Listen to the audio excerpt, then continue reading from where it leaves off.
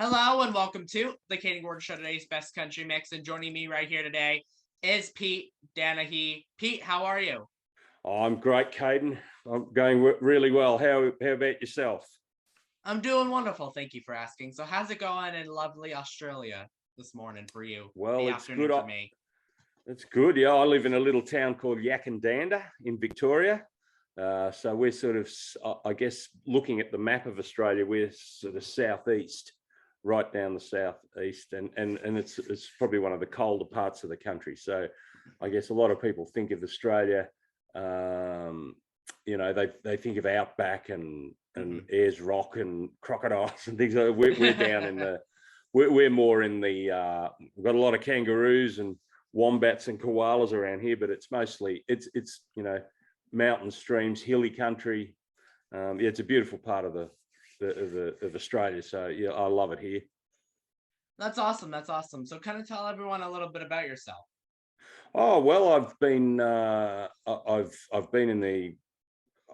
full-time musician entertainer now since probably started making a living out of music in the mid '90s, I suppose. So I'm 50 this year, and I've been I started writing country songs, I guess, when I was about 11 or 12, and then taught myself guitar when I was 12, and I'd learned piano and violin as well, and fiddle's still something that's a big part of what I do. And I guess over the years it's developed. I've been in sort of a semi like an Australian / Irish band in Melbourne, and then I joined a band of a sort of, I guess he was our king of Australian country music, Slim Dusty, and he's the late Slim Dusty now. Slim, we lost Slim in 2003, but I was in his band 98 to 2002, and Slim had toured Australia for like 60 years before that. So, and then since then I've worked with a few other acts in Australia, like touring. So I do a comedy spot in their show, and then play fiddle in the band. So that's often how that's how the fiddle sort of kept me in work. And I've toured other sort of well-known Australian country acts here, Sarah Storer and Troy Cassar-Daley, and Lee Kernaghan too. So but mostly now I do my own show, which is sort of a mixture of comedy and straights songs. So it's a bit of a it's a bit hard to describe really, but it's sort of I work on my own a lot, and there is sort of a fairly big comedy element to my shows, even amongst this more sort of serious songs. But and I guess in Australia, I'm known more for the comedy stuff, but I think like this new record that I've just put out, and this new single, and I guess the reason we're sort of talking today, I decided to go a more sort of a traditional country direction on this one. I've done a few bluegrass style records, and bluegrass has been a big part of I guess my musical passion over forever really. And that's, I guess, that's the fiddle. I've been to the States a couple of times, and 2 or 3 times, and I take my fiddle there every time. So I've been to big bluegrass festival. Probably closest to you that I've been is the Grey Fox in New York State, big bluegrass festival there up in the Catskills, and just to sit around with some of the really great American pickers, and down in Nashville too, station in bluegrass jams on a Sunday night, that sort of thing. And I've made some good friends there. So, but that's a little bit about what I do, I guess, in a nutshell. That's awesome.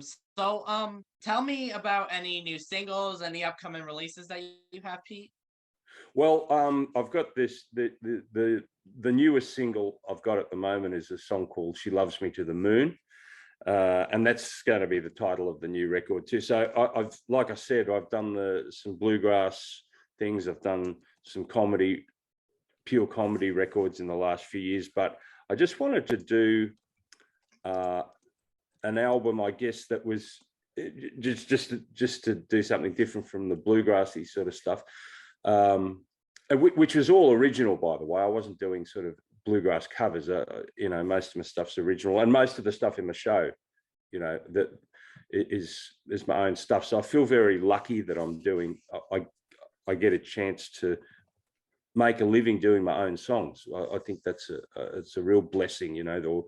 I'm very lucky to be able to do that. But the new record is a country record, and I guess pretty traditional sounding. I mean, I don't think anybody would listen to this and mistake it for another genre. I know music evolves and changes, and there's all different types of sounds and approaches under the country umbrella, but this, I think anyone had listened to this and, well, that's country music if they had to put it in a box.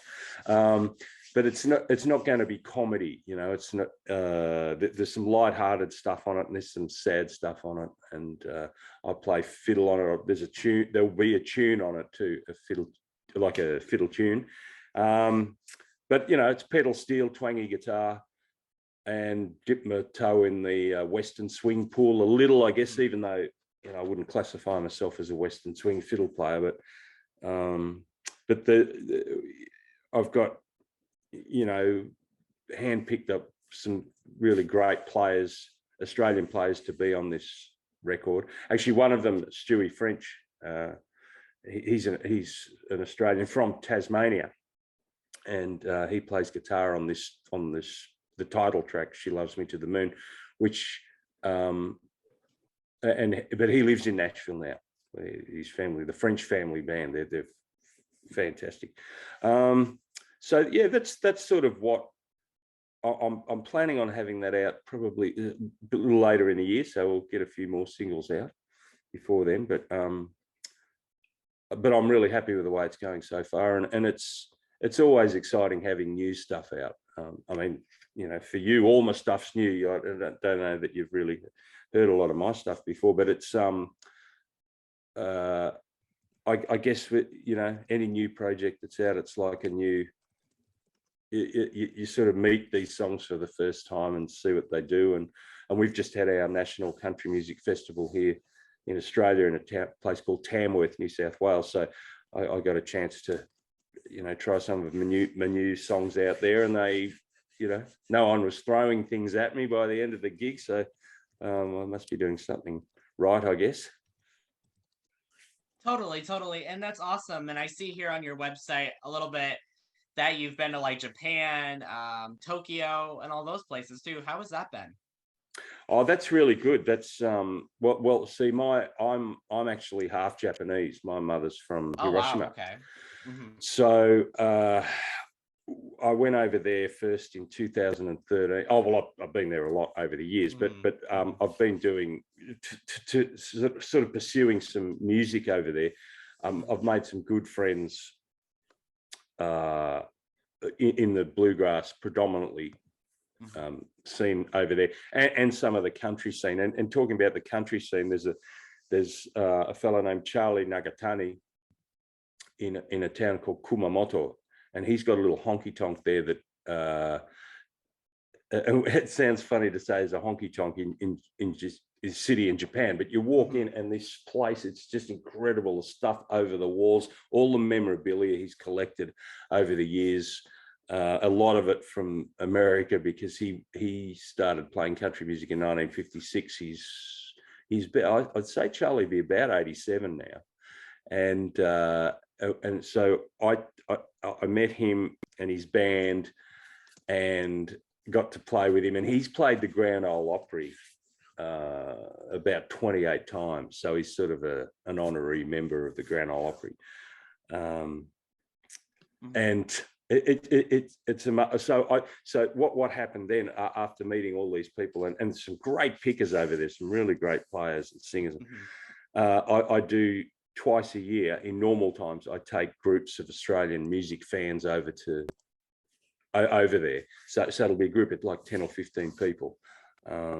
And if people want to check out what that is, I've got a website called denahymusictravel.com, And that's great fun. So we're over there for about 10 nights and just travel from, between Tokyo and Kumamoto and in between. And yeah, it's a lot of fun. So that's a connection with Japan. And I think a lot of people find it funny because they're in Japan and then they walk into this little bar and there'll be a 5-piece bluegrass band up on stage and they're singing about the Blue Ridge Mountain Home and all that sort of thing.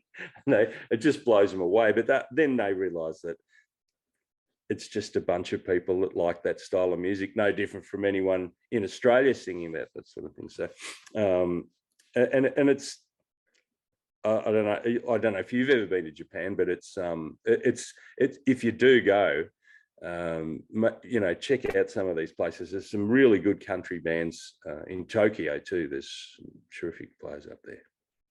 Pedal steel players. I mean, there's a couple of really good steel players I've seen over there, for instance. Wow, I mean, that's really, really awesome. And one of the things too is that, not a lot of people get to do that, so it's really awesome.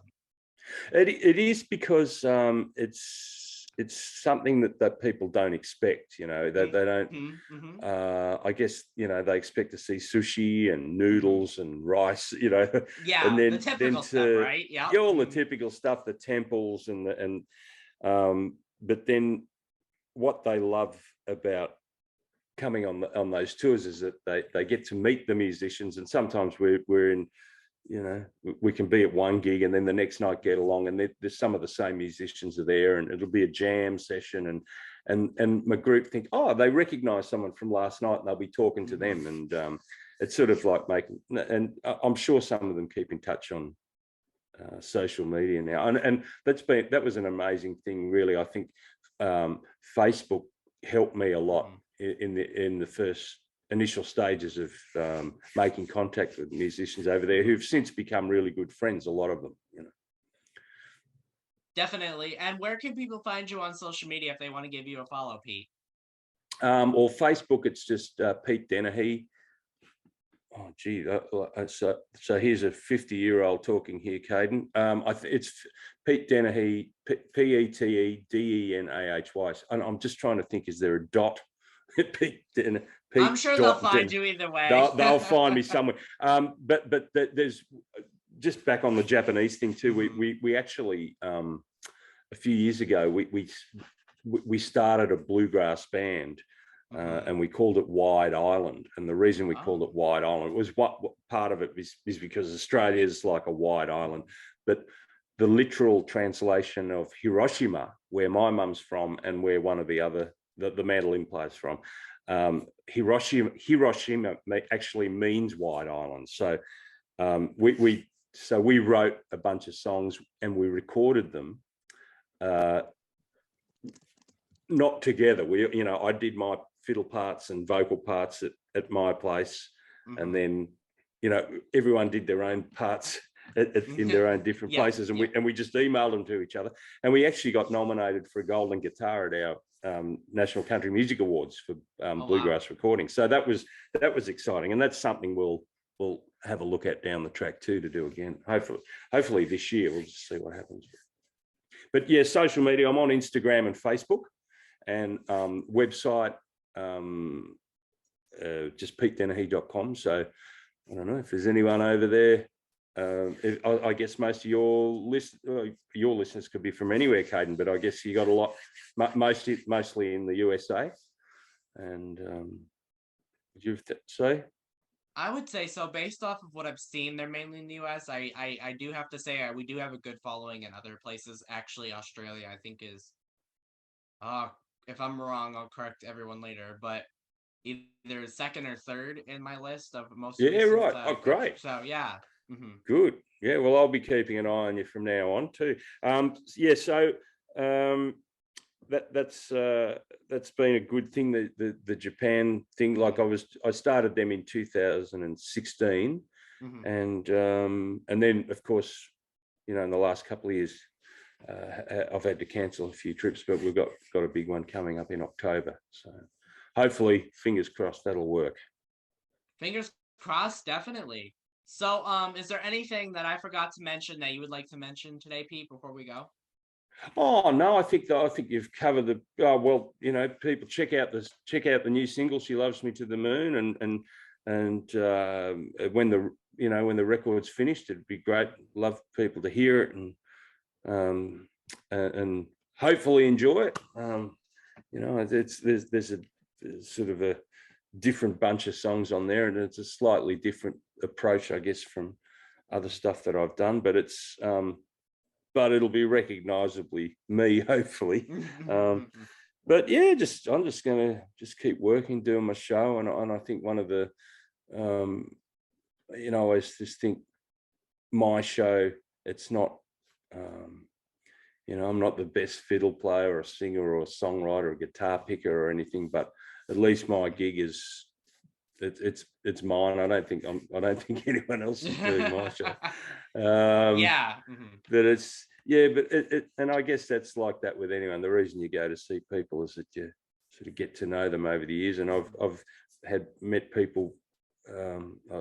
People still come to my shows in Tamworth that were coming 30 years ago. So it's a really good community, I think, whether it's here or in America or in Japan. The people like Charlie Nagatani had a big festival for a lot of years outdoors in Japan there, and you see his fans coming up to him, talking to him, and some of them are real.